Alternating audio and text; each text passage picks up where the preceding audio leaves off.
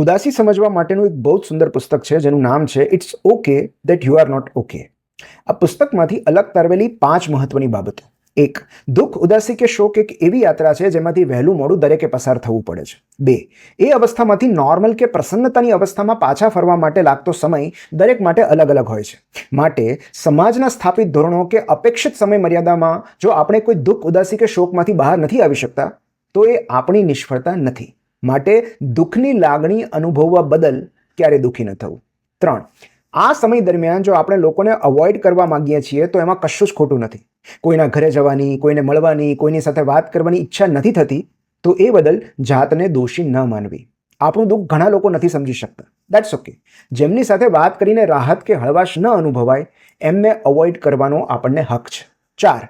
ઉદાસી કે શોક એ કોઈ બીમારી નથી કે જેની સારવાર કરવી પડે.